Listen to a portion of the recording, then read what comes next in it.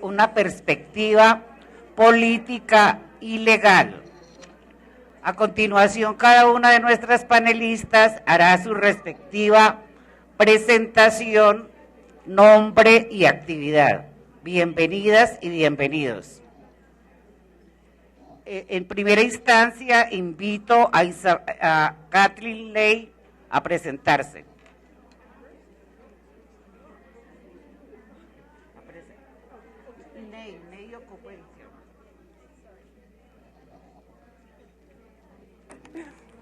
My name is Kathleen Leahy. I'm a professor of tax law at Queen's University in Kingston, Ontario, Canada. And I work very hard for taxing for gender equality. De género y de equidad tributaria. Mi nombre es Liz Nelson y yo trabajo por Tax Justice Network con la red de justicia tributaria. Nuestra base es en London y trabajamos por derechos de las mujeres en el programa también de justicia tributaria. So good morning to all of you. My name is Estela Janet Carvajal Basto. I'm a magistrate of the 4th section of the State Council that deals with all the issue of taxes and contributions. Good morning. No, her microphone. She's very far away from the mic. Sindicato Nacional de Empleados de la Dirección de Impuestos y Aduanas Nacionales, CINEDIAN, y actualmente soy la secretaria de la Mujer y Juventud de la Junta Nacional. Gracias. A este panel también estaba invitada la congresista Ángela María Robledo. Desafortunadamente, por estar atendiendo asuntos en el Congreso, está en plenaria, se disculpa. Entonces procederemos en primera instancia del uso de la palabra a Kathleen.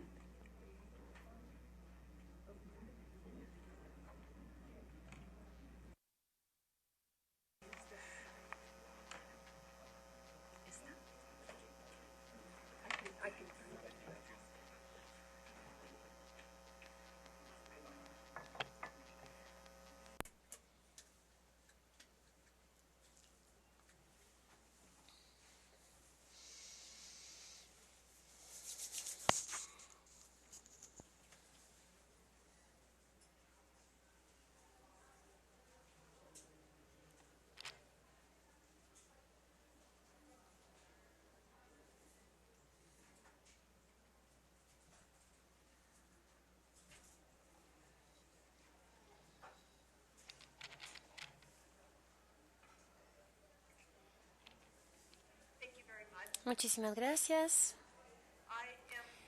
Yo voy a comenzar diciendo unas palabras sobre lo que yo describiría como las políticas del género en la tributación.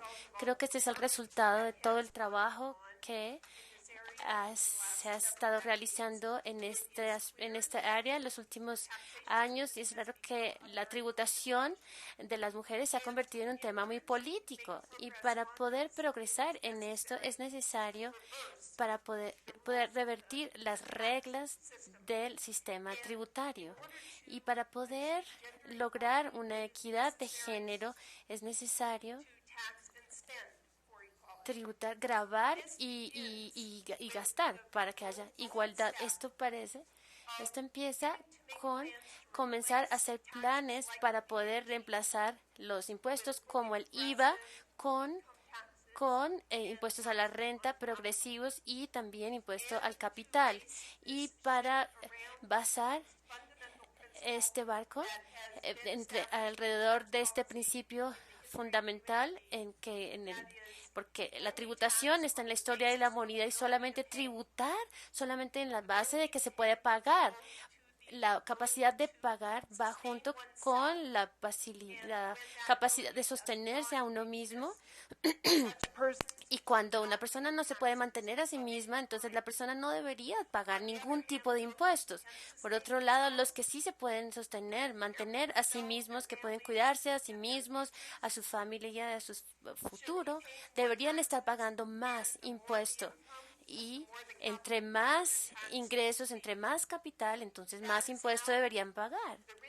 Así es como los países ricos en el mundo han construido sus fundamentos, sus pilares para el progreso. Así es como los países que están empezando a entrar a niveles de renta media están creando sus estrategias de desarrollo y por eso es que el IVA y otros impuestos al consumo y los altos niveles de las contribuciones sociales altas, esto es lo que los impuestos no están permitiendo que los países en desarrollo puedan hacer, porque cuando la gran mayoría de la población vive a un nivel en que no pueden mantenerse a sí mismos, no pueden sobrevivir, sino tienen que luchar para pagar también sus impuestos, su capacidad para poder ahorrar y tener algún mínimo capital humano está muy seriamente comprometido y no pueden progresar en la vida, ni tampoco sus hijos pueden progresar. Entonces la fórmula para que haya equidad en la tributación es volver a tener estructuras que sean realmente progresivas y utilizar realmente los ingresos para hacer lo que los estados deben hacer, y es poder proporcionar seguridad, proporcionar salud, servicios públicos, y no deberían los derechos de las multinacionales ser tomados como igual a los derechos de los seres humanos. Nosotros hemos visto muchas evidencias de por qué los sistemas tributarios son desiguales y vamos a ver más de eso hoy. Entonces les voy a compartir mi enfoque de cómo debería verse esto y cómo puede dar al lugar. Este es un ejemplo de cómo el IVA en un país de un ingreso muy bajito toma mucho más, no solamente de las personas que tienen bajos ingresos, sino también específicamente de las mujeres. Cuando las mujeres no pueden satisfacer sus necesidades básicas para la vida y tienen que pagar IVA para cualquier cosa que ellos compran, ellas están en una desventaja increíble. No voy a hablar sobre las cosas específicas sobre la ley tributaria. Lo que quiero hacer es qué se puede hacer. ¿Cómo se puede hacer de manera contundente y llamar la atención a la ley internacional y a los derechos humanos, el derecho humanitario? Y lo hago porque Colombia, quizás ustedes no saben, pero Colombia ha sido una inspiración para el resto del mundo cuando tiene que ver con reconocer los derechos constitucionales a no ser grabado por el dinero que se utiliza que se necesita para la subsistencia humana. Entonces voy a comenzar diciendo que ustedes deberían estar conscientes de que uno de los casos constitucionales más importantes en impuestos fue el caso que se revisó en 2002, fue porque se llama el caso C776-03. Ese fue el caso en el que el gobierno no tenía suficientes ingresos, estaba bajo la presión del Banco Mundial para poder pedir un préstamo para poder seguir adelante, pero el banco necesita asegurarse de que el gobierno estaba realmente recaudando los impuestos bien. Entonces entonces le dijo, tiene que hacer algo para poder tener más ingresos. Entonces se propuso un plan para recaudación de impuestos, pero hubo mucha oposición política, pero se decidió que iba a quitar todas las exenciones de la canasta familiar de la ley del IVA. Afortunadamente se llevó un caso a la Corte Constitucional para revisar, y la Corte concluyó que como cuestión de principios fundamentales, es esencial que los temas relacionados con el ingreso no se hagan que no permitan la capacidad de que haya la capacidad de poder satisfacer las necesidades básicas de la vida. El cambio que se propuso para el IVA, que se había hecho todavía más regresivo, se decidió que era inconstitucional e inválido porque violaba el derecho a la vida. Los impuestos pueden causar que la vida no sea mucho más difícil, sino también terminar la vida. Y también la Corte concluyó que el gobierno no había realmente cumplido su deber a ver cómo funciona el sistema tributario, cómo impacta a las personas en su cotidianidad. Ese es un caso muy famoso porque no mucho tiempo después de eso, la Corte Europea de Derechos Humanos adoptó este fallo cuando hubo un mismo caso y se refirió de otra vez de la capacidad para pagar impuestos, la capacidad para contribuir a los ingresos. Si la persona es demasiado pobre para poder contribuir, no debería pagar como un derecho y derecho constitucional y derecho humano de la persona. Entonces, sobre esta base se han derivado muchas nuevas situaciones. Creo que hay más esperanza para la capacidad de llamar la atención a la capacidad, el principio de la capacidad de pagar, porque Colombia, casi como todos los otros países, ratificó la Convención de todas formas de discriminación contra las mujeres y también firmó los protocolos opcionales que pueden utilizarse para poder reforzar las decisiones de la CEDAW.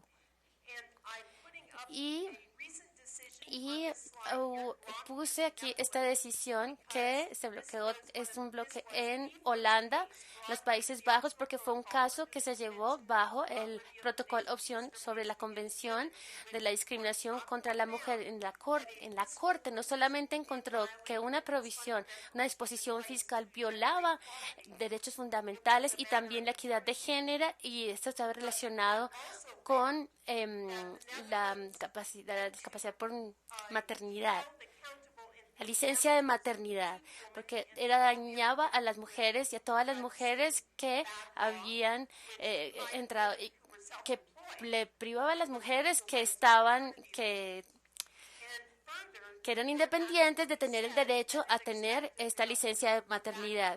Entonces, el gobierno en su siguiente informe periódico mostró que había solvado el problema. El gobierno dijo, sí, nosotros tenemos no tenemos control de las leyes, tenemos que mirar los presupuestos. La Corte dijo, no, eso no tiene que ver. Su primera obligación es poder satisfacer las necesidades de la gente, y si tiene que elevar otros impuestos para hacerlo, entonces eleve los impuestos.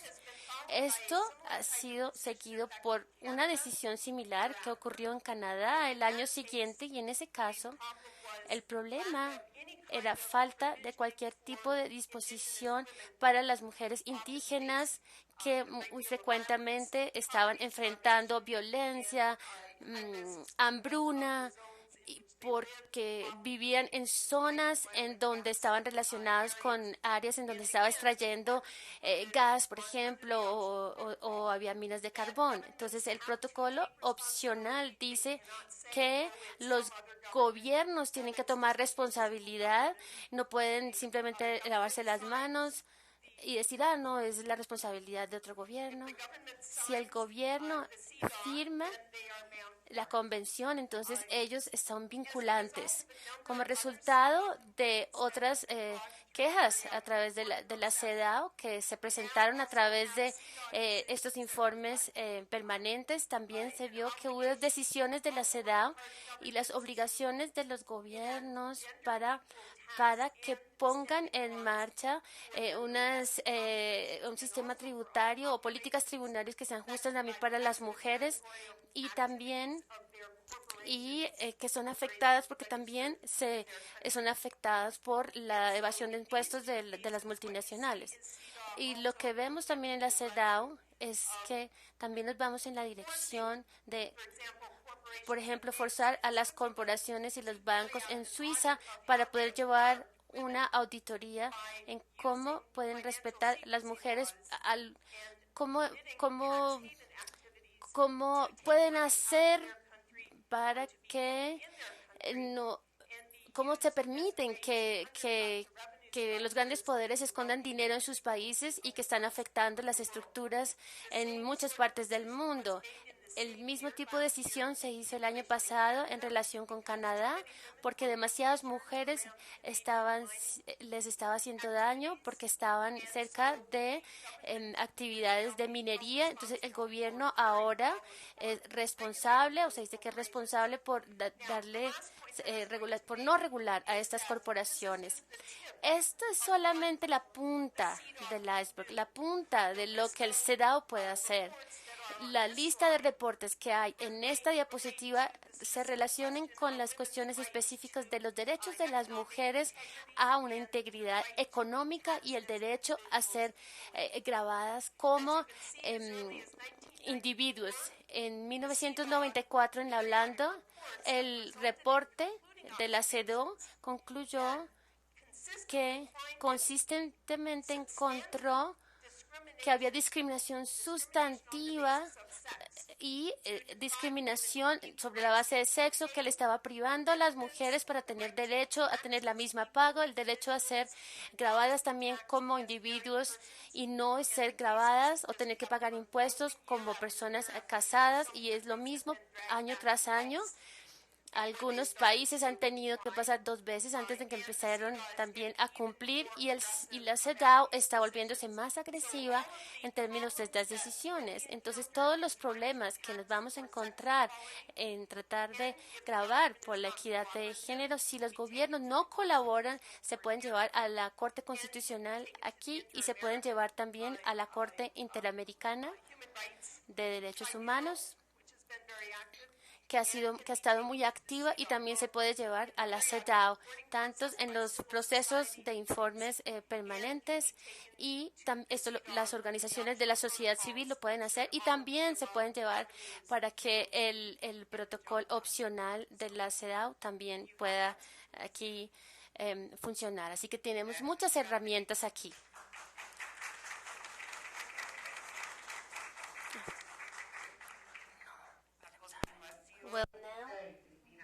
Next we have María Cristina Muñoz.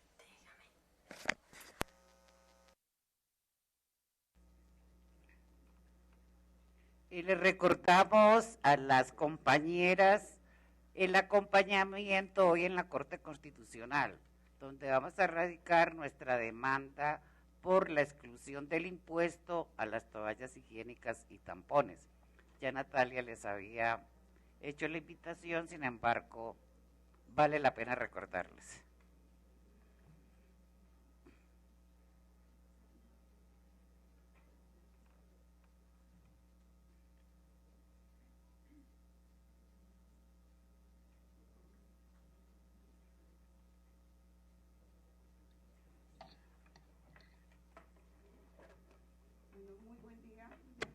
Muy buen día para todos y todas. Queremos hablar un poquito, quiero comentarles un poquito en este segundo panel lo referente a lo político y lo jurídico en el tema de impuestos y mujeres. En cuanto al tema del ámbito jurídico y el avance que ha tenido Colombia con respecto a lo jurídico, sí hemos tenido algo de avance, ¿como en qué? Como la implementación de la ley Rosa Elvira Celi, la cual sanciona el delito de feminicidio y endurece las penas referentes a los casos de violencia de género, porque realmente no estaba tipificado como un delito. Actualmente se tipificó como un delito con la ley, se creó la ley 106, el artículo 106 de la ley 599 del 599, la ley 1761 del 2015. Entonces, hemos tenido algo de avance en tema de lo jurídico. También en tema de lo jurídico podemos decir que hemos tenido avance con la ley de Natalia Ponce de León. Esta es la ley 1773 del 6 de enero del 2016. ¿En qué consiste esta ley? Esta ley consiste en que en los casos de agresión a otro por temas de perdón,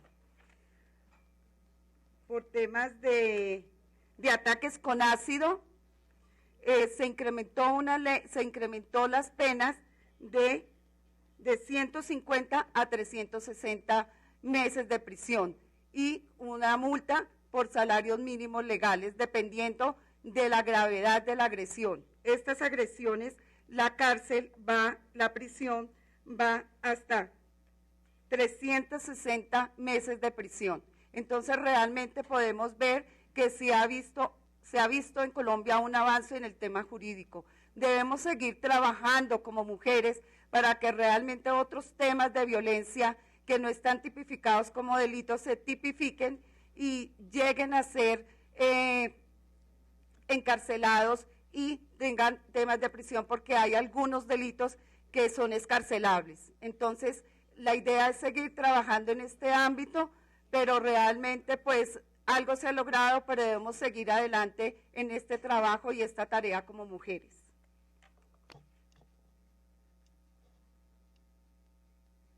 Bueno, en cuanto al alcance de las mujeres y lo tributario, ¿qué se alcanzó en esta reforma tributaria estructural de la Ley 1819 del 29 de diciembre del 2016? Realmente, como lo han mencionado otras panelistas, sí se alcanzó como el hecho de que las toallas higiénicas y los tampones eran exclusivos solo de nosotras las mujeres, que inicialmente se querían incrementar en un 19%, pero la lucha que lideró Justicia Tributaria, de las manos de acompañada de senadores y representantes, lograron que esta ley, en esta reforma tributaria, se lograra que este impuesto bajara a un 5%. Una de las 5 razones que dio Justicia Tributaria una de ellas son el efecto sobre el presupuesto de las mujeres en el incremento del IVA, la disminución del poder adquisitivo en los estratos bajos, la disminución de los recursos de las mujeres por la brecha salarial, aumento en el precio de los productos de higiene personal e incremento en la industria cosmética y de productos conocidos como etiqueta rosa. La brecha salarial entre hombres y mujeres es del 20%, de acuerdo a estudios realizados en el país. De acuerdo a todas estas iniciativas y trabajo que lideraron todas estas mujeres y todas las mujeres en general en Colombia, porque hubo marchas y protestas, se logró que este impuesto bajara a un 5%, pero como realmente es un uso exclusivo para nosotras las mujeres, lo que tenemos que lograr nosotras como mujeres es que para el consumo de las toallas higiénicas y tampones realmente no paguemos un impuesto. Esa es la tarea que sigue de hoy en adelante, que no podemos quedarnos y conformarnos en que ya se redujo a un 5%, sino que realmente este impuesto no sea cobrado para las mujeres.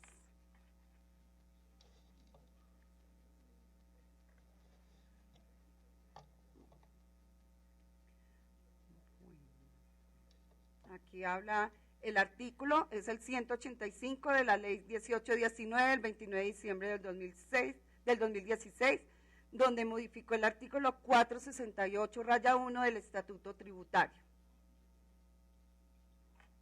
Bueno, hablando un poco de impuestos y mujeres y la equidad de género y la igualdad para nosotros las mujeres. En este caso quiero hablarles del artículo 237 y 238 que salió en la nueva reforma estructural en la zona SOMAC. Las zonas SOMAC son las zonas donde más hubo ataques del conflicto. En este artículo 238 básicamente hay un beneficio para las sociedades. ¿En qué sentido? En el sentido de que si tienen un ingreso bruto de 33.610 VTs, pueden de su impuesto a cargo solo pagar el 50%, pero este 50%, ¿cómo lo van a pagar? Este 50% lo van a pagar en inversión en infraestructura, pero no solo en infraestructura, sino en temas de suministro de agua potable, en alcantarillado, en energía, en salud pública, en educación pública, en construcción y reparación de vías. ¿Por qué me refiero especialmente a este artículo? Porque si bien es cierto, en la parte rural tenemos una desigualdad más alta de género, aunque en la ciudad también se ve, pero en lo rural es mucho más alta. ¿Por qué me refiero a esto? Si la reforma tributaria nos dio la oportunidad de tener este artículo, nosotras como mujeres nos podemos organizar y aprovechar y realmente que se cristalice y que se cumpla con este artículo, porque no nos podemos conformar que un artículo solo sea escrito en una reforma, pero para realizarlo no trabajemos en eso. Debemos impulsar nosotras como mujeres que este trabajo se lleve adelante y lo realicemos y lo cristalicemos, porque este beneficio va hasta el año 2025. Y si nosotras como mujeres no trabajamos en este artículo, no vamos a poder lograr realmente esa desigualdad de género que viene presentándose todo el tiempo y se aumenta cada día más en la zona rural. Aquí en esta gráfica habla de la responsabilidad de colectar agua en la zona rural y en la zona urbana. Como podemos ver, ahí están diferentes países, está África, Asia, América Latina y el Caribe, Europa del Este. Está discriminado en colores, como lo pueden observar. ¿Por qué digo que el agua? Porque si bien es cierto, este artículo 238 dice que llevar agua potable y alcantarillado a las zonas rurales, ¿cómo lo podemos manejar para nosotras las mujeres y para lograr esa igualdad de género? Aquí en esta diapositiva dice, es difícil poder alcanzar metas como las establecidas entre los objetos de desarrollo del milenio relativas al agua, a menos que se integre la perspectiva de género dentro de las actividades de planificación e implementación. Si tenemos unas instalaciones de agua mejoradas, reducen el tiempo de carga doméstica y sobre la salud de las mujeres, lo que les proporciona más tiempo para labores productivas y actividades educativas de capacitación y de ocio. El acceso adecuado a servicios de agua y saneamiento aumenta la privacidad y reduce el riesgo de ataques y abusos sexuales a las mujeres y las niñas mientras recogen el agua. Una mayor tasa de supervivencia infantil es uno de los percursores hacia una transición demográfica con menores tasas de fertilidad. Al tener menos hijos, se reducen las cargas familiares y del hogar de las mujeres, que se ven así favorecidas en sus oportunidades de desarrollo personal. Como lo podemos ver en esta gráfica, si realmente podemos aplicar este artículo 238, que es un abreboca a esta iniciativa que vemos en la diapositiva, podemos lograr nosotras como grandes cosas en el tema de desigualdad de género y de pronto ir equiparando esas cargas y estar al igual que los hombres.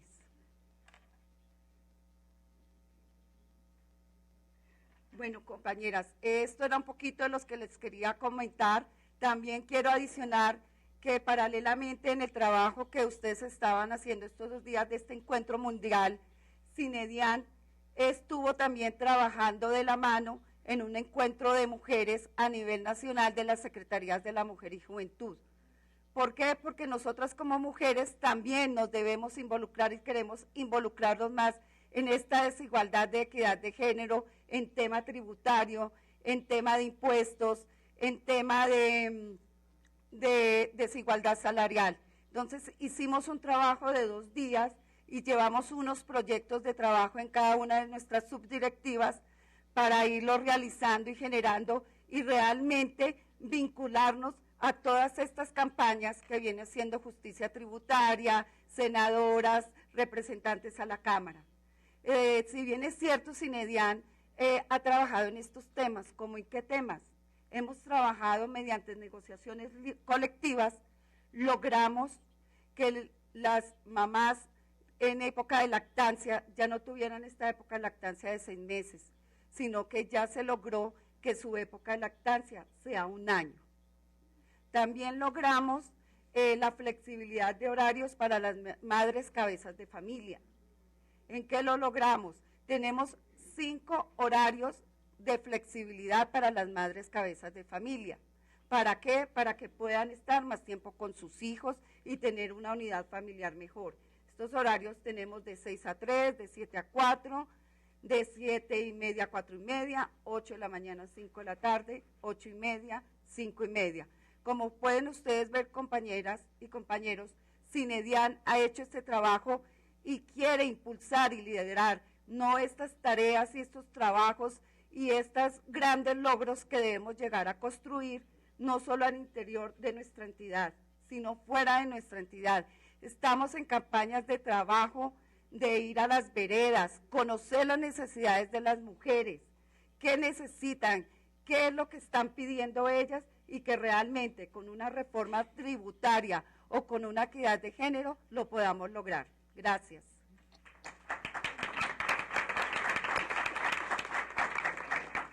Gracias, Isabel Cristina. A continuación, Elizabeth Lex.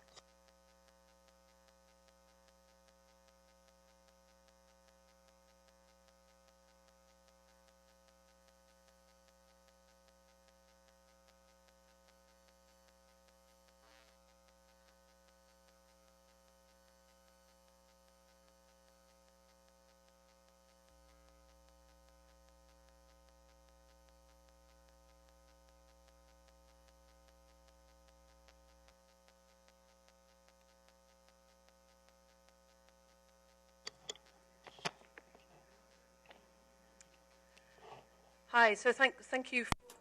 Hola, gracias por invitarme a esta conferencia. Voy a hablar, en realidad, del entorno político internacional muy brevemente y la forma en que la justicia tributaria funciona y algunas de las políticas fiscales claves que estamos defendiendo. Y cuando digo nosotros me refiero a que somos un movimiento muy grande.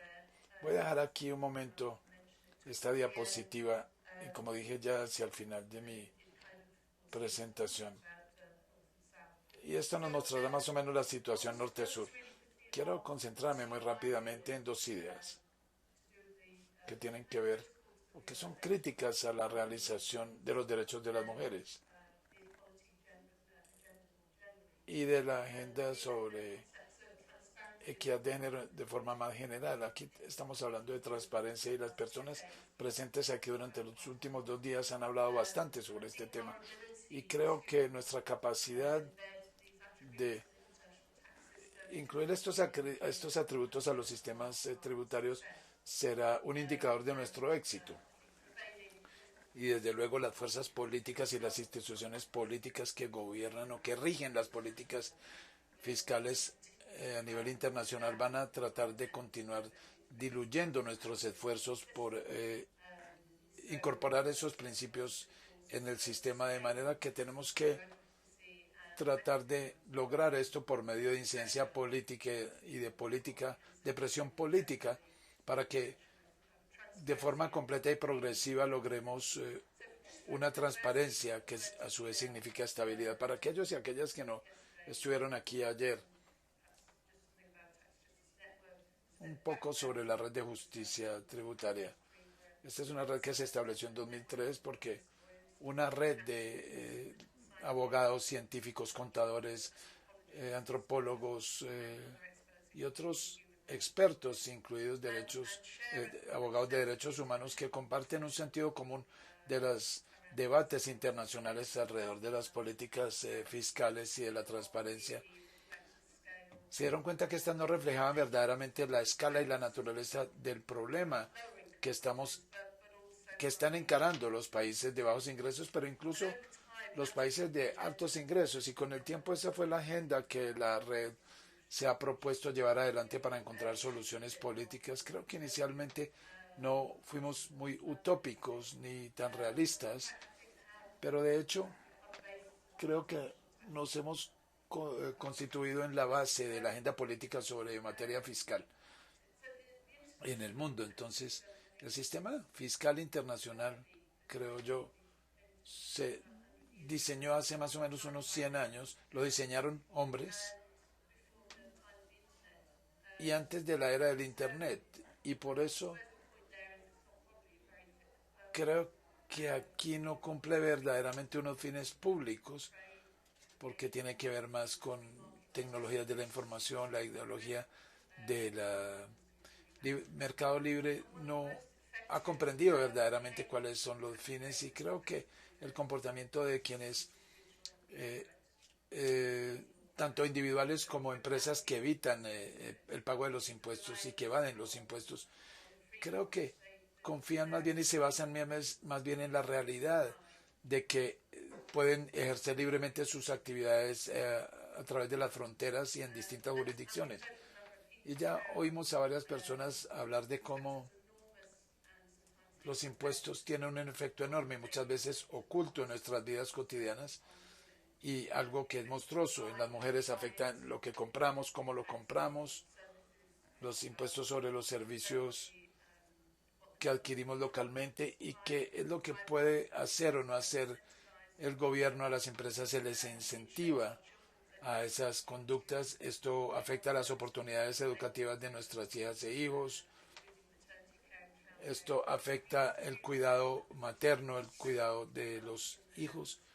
Y vemos que la riqueza se está quedando en manos de los pocos privilegiados. Y esto afecta a industrias completas. Y el sistema fiscal, entonces, afecta servicios que, dependiendo su alcance y su disponibilidad, pueden afectar el cambio social o ampliar aún más la brecha entre los ricos y los pobres. Y desde luego en los últimos años eso es lo que hemos presenciado. De manera que hay 3 soluciones políticas que hemos estado analizando. Lo llamamos el ABC de la política. Tal vez muchos la recuerden, pero voy a hablar de esto de forma muy breve. Y quienes estén interesados en entrar en más detalles acerca de los tecnicismos de estas políticas, pues podrán encontrar informes, casos de estudio en nuestra página web. El primero se llama intercambio de información multilateral o información sobre impuestos, información fiscal, pero el segundo tiene que ver con el registro público de los titulares beneficiarios, es decir, tanto empresariales como individuales, y el otro son informes país por país. Y por último, el intercambio de información. La idea aquí es pedir disculpas a las personas que ya estén muy familiarizadas con esto y por la forma en que lo voy a presentar, pero la idea es que las distintas jurisdicciones tienen acuerdos entre sí, con sus autoridades fiscales, con sus instituciones financieras, y normalmente intercambian información bancaria, información tributaria, información financiera, de la que disponen sobre un país donde tienen residencia. Eso parece maravilloso si todo el mundo estuviera mostrando esa información y lo hiciera con base en esos acuerdos multilaterales. Pero ya encontramos el principio de la transparencia, que empieza a resultar afectado porque muchos no comparten esa información. El problema entonces es que esa información tiene que presentarse de manera completamente incluyente. Entonces las ventajas por el momento en el mundo internacional están destinadas a beneficiar a los países de altos ingresos, porque una de las cosas que han elegido hacer esos países de altos ingresos es no compartir la información con los países de bajos ingresos, a menos que se haga de forma recíproca y eso presenta una dificultad para los países de bajos ingresos porque las autoridades de recaudo de impuestos no disponen de los recursos ni de la infraestructura para funcionar bien en ese intercambio. Ese es el primer punto y desde luego se han logrado algunos avances en ese sentido y se han dado pasos gigantescos, pero de todas maneras queda como un balde lleno de agujeros y esto se debe en parte a que la OCDE, la Organización de Cooperación y Desarrollo Económico, tiene una norma que tiene que ver con el intercambio de información y le ha permitido a los países que escojan según les parezca y según les convenga. Voy a mencionar un problema más que tiene que ver con el intercambio de información y es que apenas hace una semana me di cuenta, y esto es horroroso, de que para evitar tener que reportar a las autoridades donde existe un acuerdo entre jurisdicciones, los individuos pueden comprar residencias falsas por algunos dólares. Es decir que son residentes y establecerse en otro país. Entonces, así se evita reportar sobre las verdaderas actividades comerciales y tributarias. De manera que vemos que esto no es multilateral y, por supuesto, no es transparente. Lo siguiente es que la B del ABC es que los titulares registrados son otros y el énfasis aquí es que lo que estamos defendiendo es un registro público y también debemos incluir en ello a las fideicomisos y a las fundaciones que funcionan y con instrumentos financieros muy secretos para esconder el dinero, si es eso lo que se pretende hacer, de manera que es allí. Esto es lo que vimos con los Panama Papers, esa enorme cantidad de información que salió acerca de esos fideicomisos y de individuos que ganan mucho dinero. Entonces, muchos países, permítame corregir, algunos países han creado registros de manera que los verdaderos titulares, bien sea individuales o sea una casa matriz, puedan identificarse para conocer cuáles son sus activos, pero muy pocos han publicado ese registro y eso significa que ustedes y yo y los periodistas y los demás que trabajan para hacer que esas empresas se hagan responsables no logran comprender, no logran ver la imagen completa y aquí lo clave es que todo esto debe ser público. Y por otra parte, el último campo sobre el que quiero tratar son los informes país por país, los informes multilaterales, y esto tiene que ver también con medidas de contabilidad que estamos tratando de introducir. Hemos logrado algunos avances en la Unión Europea y el objeto aquí es que las empresas que tienen varias sucursales en el mundo, es decir, que existen versiones de la misma empresa, tengan que reportar o informar en un solo informe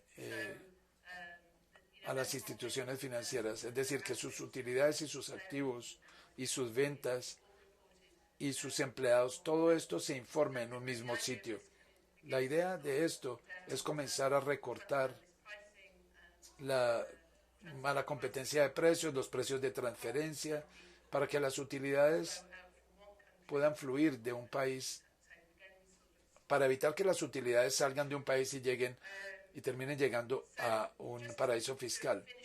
Entonces, para concluir en cuáles son algunos de los puntos claves en cuanto al progreso en estos tres campos, de hecho, no se van a sorprender con lo que voy a decir, porque la mayoría de esas empresas se encuentran en el norte. La organización, la OCDE, es decir, que se conoce mejor como el Club de los Países Ricos, es objeto de mucho cabildeo por unos intereses especiales. Los países de bajos ingresos han quedado excluidos sistemáticamente de cualquier proceso destinado a mejorar el sistema tributario y las conclusiones muy desalentadoras que hemos visto últimamente es la erosión de las bases y el traslado de las utilidades, y esto trata de evitar las normas de transparencia y esto se limita a una norma que es tómalo o déjalo. Ayer y el día anterior en el Parlamento Europeo hubo una modificación de esa norma del informe, de los informes país por país, y hubo, digamos, una cierta actitud cauta, y me refiero a esto con el símil del balde lleno de agujeros, porque lo que trataron fue de llevar a la mesa una modificación que le pide a los países que otorguen exenciones para proteger la información sensible, la información comercial sensible y la información fiscal. Entonces, desde luego, esa información puede incluir distintas cosas. Entonces, hay mucho cabildeo por parte de las grandes empresas que también está diluyendo. Lo último que mencioné, alguien lo mencionó ayer también, está diluyendo las metas, los objetivos de sostenimiento sostenible, de desarrollo sostenible, porque aquí estamos hablando de la elusión de impuestos y su debate y la discusión que hay alrededor de esto y la progresión. Pero es algo que surgió en la última revisión, y es que la corrupción es un problema tan grave en los países en desarrollo, y digamos que eso ha sido abrumadoramente cambiado, pero digamos que hay un intento concertado en este momento por sacar a la elusión de impuestos de la norma y de los objetivos de desarrollo sostenible. Y ese, creo yo, es uno de los grandes elementos de la elusión fiscal en cuanto a los flujos que salen de los países. Entonces, eliminarlos sería terrible, y lo que hemos visto es un intento por eliminar eso de las metas, y me desalienta mucho ver cómo las organizaciones que lamentablemente incluyen al Fondo Monetario Internacional, que no ve a la elusión fiscal como parte de un tema considerable del que haya que ocuparse. Y diría también que hay un cabildeo muy fuerte por parte de las empresas que también han formado parte de esto. Entonces voy a detenerme aquí. Sí. Por último, a menudo hago esto, entonces pongo aquí la diapositiva y me olvido por completo de lo demás. Entonces, esta diapositiva, y esto nos lleva a la OCDE de nuevo. Vemos todas estas líneas, es más visual para ustedes, pero todos estos son acuerdos de intercambio entre distintas jurisdicciones. Creo que hay más o menos 700, bueno, lo que sea. Pero como pueden ver aquí,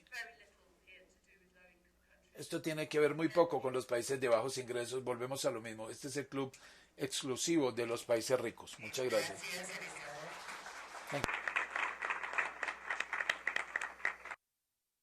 Y para finalizar este panel, tiene la palabra Estela Janet Carvajal.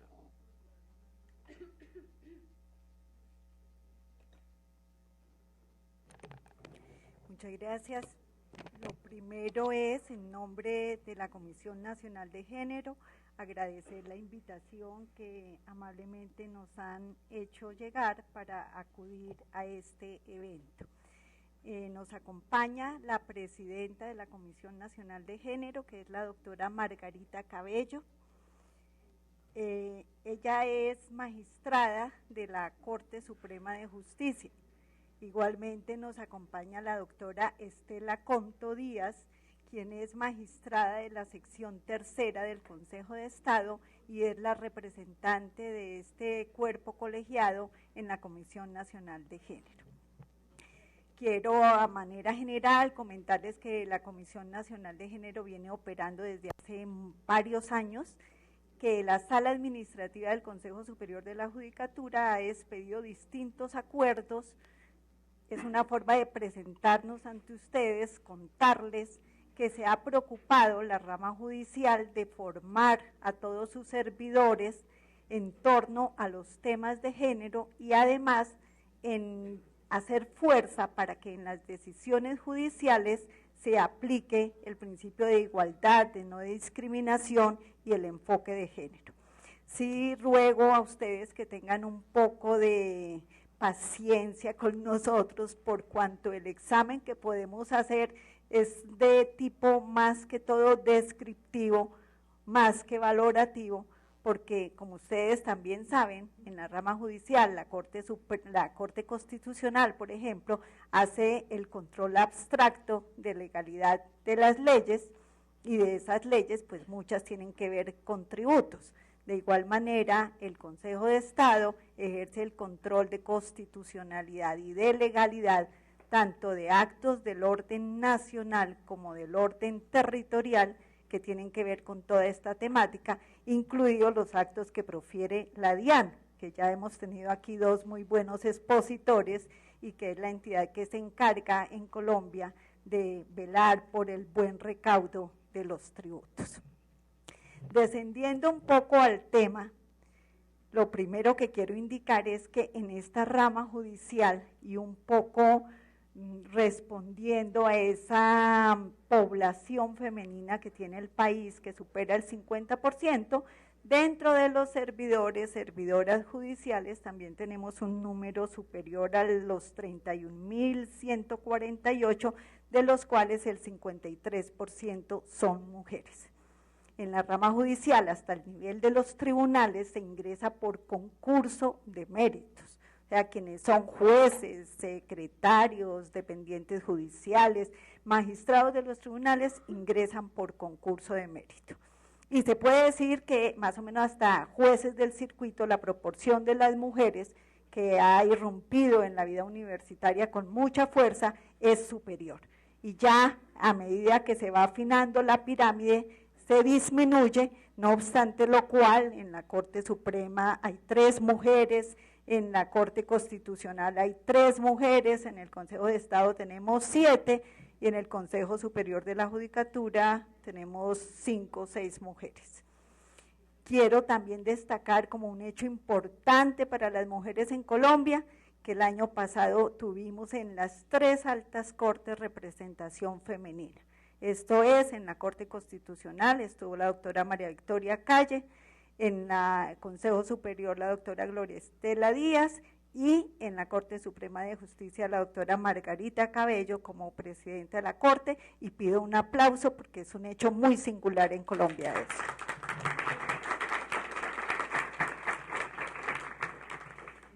En el punto ya de los impuestos, los jueces, ¿a qué nos vemos abocados? Nos vemos abocados primero a una normatividad, y dentro de esa normatividad una norma de normas que es la Constitución Política. Esa Constitución Política, fruto un poco de ese deseo de participación, que me agrada muchísimo ver aquí todos estos movimientos de participación en los asuntos que deben interesar a todos los colombianos, pues esa Constitución Política trazó una serie de derechos, entre los cuales muchos tienen que ver con el enfoque de género. O sea, desde el mismo preámbulo de la Constitución se dijo que los objetivos de esa Carta Fundamental era garantizar los derechos a la igualdad, a la justicia, a la paz, pero con un límite, dentro de un marco jurídico, democrático y participativo que garantice un orden político, económico y social justo. Para nuestras invitadas internacionales quiero destacarles que el artículo 1 de nuestra Carta nos dice que Colombia debe ser un Estado social de derecho, y nosotros estamos organizados en forma de república unitaria, pero con descentralización y con autonomía de sus entidades territoriales.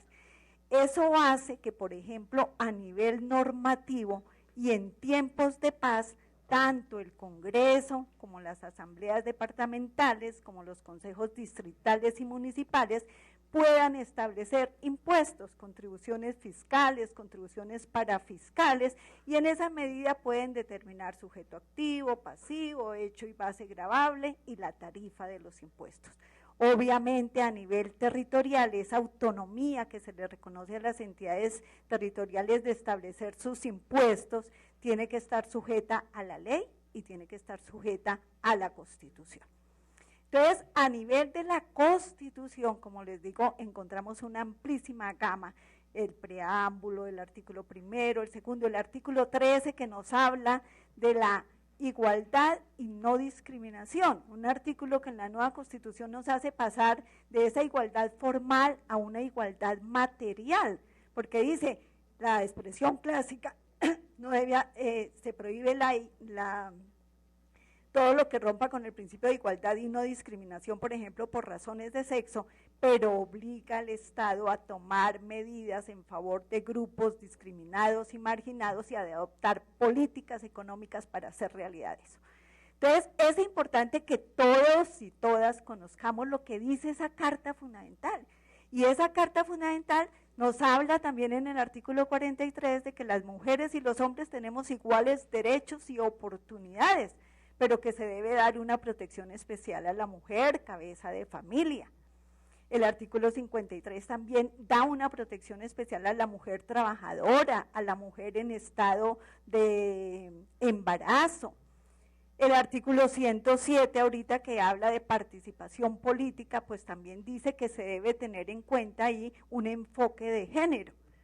Y entonces, en el artículo 93, que es el que nos introduce a eso que se llama el bloque de constitucionalidad, a través de él incorporamos toda la normativa internacional, que sí es del caso decirlo, es la que mayores avances ha dado en materia de equidad de género. O sea, nosotros estamos desarrollando muchas de esas convenciones, pensemos a nivel la Convención Nacional, la Convención Universal de Derechos Humanos, la Declaración Universal de Derechos Humanos, y en el sistema universal la CEDAW, la Convención para la Eliminación de todas las formas de discriminación contra la mujer, los pactos internacionales de derechos civiles y políticos y sociales, económicos y culturales, y a nivel interamericano, pues podríamos mencionar grosso modo la Convención Americana de Derechos Humanos, y en el tema específico de las mujeres, la Convención Belén do Pará, que prohíbe toda forma de discriminación y obliga a establecer normas de prevención para erradicar toda forma de violencia contra la mujer. Entonces, a nivel internacional y a nivel nacional, tenemos una amplísima gama normativa que protege y refuerza la igualdad y la no discriminación en la mujer. ¿Qué pasa con los impuestos? ¿Qué pasa con la parte económica? Lo primero es anotar que todos estos derechos serían mero discurso si no tuviésemos unos recursos para hacerlos efectivos. O sea, la Carta de Derechos es importantísima, es un avance realmente valioso. En la Constitución de nosotros está en toda la Constitución y ocupa más o menos los 2 primeros títulos de la Constitución de lleno, casi más de 100 artículos sobre eso con mecanismos de protección. Pero ¿qué haríamos con una Carta de Derechos que incluye toda esta perspectiva de género sin tener recursos? ¿Cómo hacerlos efectivos? Entonces, para tratar el tema de los recursos, la Constitución nos dice, bueno, es que como los ciudadanos tenemos derechos, también tenemos obligaciones. Y entonces dentro de un capítulo que se nos olvida la mayor parte de las veces, porque decimos tenemos muchos derechos, pero no somos amigos de extender las obligaciones, entonces ahí encontramos un articulito que nos dice, todos los ciudadanos deben contribuir con los gastos para el funcionamiento e inversión del Estado dentro de conceptos de justicia y equidad. Esa norma, tal vez como algunos lo hablaban, es una norma amplia, es una norma que no admite diferenciaciones, así como está. Es una norma que va dirigida a todos los ciudadanos porque todos debemos contribuir a esos gastos de funcionamiento e inversión del Estado.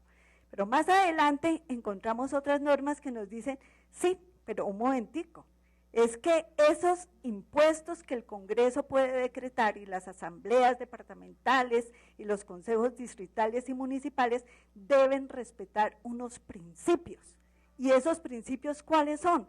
Principios de equidad, principios de eficiencia, principio de progresividad, para gravar obviamente a los que tienen unos mayores ingresos y no gravar o gravar en menor medida a quienes tienen unos ingresos más bajos. Pero además todos tenemos que tener conciencia de que dentro de nuestra Carta Fundamental se consagra que el Estado, como Estado social de derecho, debe velar por el mejoramiento de la calidad de vida de sus habitantes. Y en ese sentido obliga, o sea, esto de los impuestos, estos recaudos que se hacen respetando esos principios, deben tener en cuenta unos elementos básicos como es el gasto público social. Por eso obliga que tanto en los presupuestos de las entidades del orden nacional como en los presupuestos de las entidades del orden territorial se incluya lo que se denomina el gasto público social, que tiene que ver con la satisfacción de las necesidades insatisfechas de salud, de educación para nosotros, saneamiento ambiental, agua potable, vivienda, deporte, recreación, porque esas son las necesidades que la misma Constitución reconoce que están insatisfechas en nuestra población. Entonces tiene que haber un componente en todos esos presupuestos y todos tenemos que velar por ellos, que es el gasto público social. Ahora, ¿cómo se maneja internamente? ¿Cómo podríamos ver esa relación, enfoque de género, ya en términos más concretos, con justicia tributaria? En el panel que me antecedió, alguna de las expositoras hablaba de que, por ejemplo, el Programa para las Naciones Unidas, al tratar esa temática, dice, es importante mostrar, analizar los sesgos, porque los sesgos pueden ser sesgos implícitos y sesgos explícitos. Entonces tenemos unas normas tributarias, miremos cómo son esas normas tributarias. Las que hacen referencia a los sesgos implícitos son aquellas normas que podríamos decir son neutras, van iguales para hombres, para mujeres, para todo el mundo, pero aunque tienen esa apariencia de neutras, impactan de una manera distinta a hombres y a mujeres. El impacto es diferente, pues ya lo veíamos en los mismos ejemplos que poníamos en el consumo de bienes, pues no es lo mismo lo que dedica la mujer a su cuidado personal que lo que puede dedicar el hombre. Y si estamos con el mismo gravamen, pues ahí vamos a encontrar una desigualdad de trato. Otro sería el sesgo implícito. El sesgo implícito tiene que ver con normas ya específicas que van a decir, bueno, vamos a darle un tratamiento diferencial. Para hacer realidad ese principio de igualdad y no discriminación, vamos a hacer un tratamiento diferencial con las mujeres. Entre nosotros, hay que reconocerlo, la normativa legal es más bien poca. Aludía también la compañera aquí de la DIAN de que sí, en Colombia se han producido avances normativos importantísimos en los últimos años, justamente como desarrollo de esos tratados y convenios internacionales, el feminicidio, la igualdad salarial para hombres y mujeres, la violencia de género y muchísimas otras. Y encontramos también en ese estatuto tributario que, aun cuando con las críticas que esta mañana se le hacían a esa figura, pero es una norma que por lo menos muestra que hay una expresa destinada a dar un tratamiento diferencial. ¿A quiénes? A las madres comunitarias, por ejemplo. Entonces se dice los ingresos que perciban las madres comunitarias del gobierno por el trabajo social que desempeñan no serán objeto del impuesto de rentas ni de ganancia ocasional. O hay otras, por ejemplo, que dicen que de los ingresos laborales están exentos las indemnizaciones que se reciban por razón de la maternidad. O hay otras que dicen que si el trabajador o la mujer asalariada destina, por ejemplo, hace un pago por razón de educación de sus hijos, pues puede disminuir la base de su retención en la fuente. A nivel territorial también encontramos algunos acuerdos, recuerdo en este momento del Consejo Distrital de Cartagena, de Bucaramanga, que establecen una exención del impuesto predial también para aquellos inmuebles donde funcionen los hogares infantiles de las madres comunitarias. Entonces, sí hay algunas pequeñas normas al respecto. Obviamente que, repito, el impacto que puede haber, según se trate de impuestos que contengan esta perspectiva desde el punto de vista directo, como en el impuesto de renta, a otros que es de manera indirecta, como el IVA, pues van a impactar de una manera muy distinta.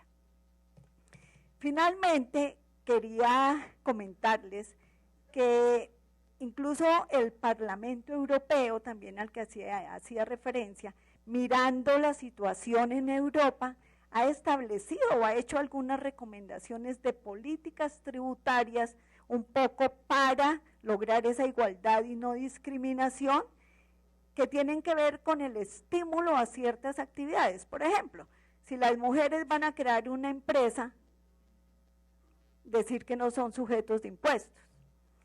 Darles también un tratamiento diferencial según se traten, por ejemplo, de tratamientos en el embarazo o del consumo de bienes que son de cuidado personal. Entonces, estamos ante una normativa nacional e internacional que, si bien en el caso específico de Colombia no tiene una norma expresa que dice la política tributaria tiene que hacerse con enfoque de género, bien podría, analizando todo el contexto de la Constitución, darle ese tratamiento a lo que tiene que ver con los gravámenes en Colombia. Sigue siendo un reto para la rama judicial, sigue siendo un reto para nosotros hacer realidad, y para todos ustedes, hacer realidad todos estos derechos, garantías, posibilidades que reconocen las normas nacionales e internacionales. Y en el tema concreto, los derechos a la igualdad, a la no discriminación, o sea, es un reto hacer realidad todos esos derechos, y finalmente lo que son los derechos humanos de las mujeres. Muchas gracias.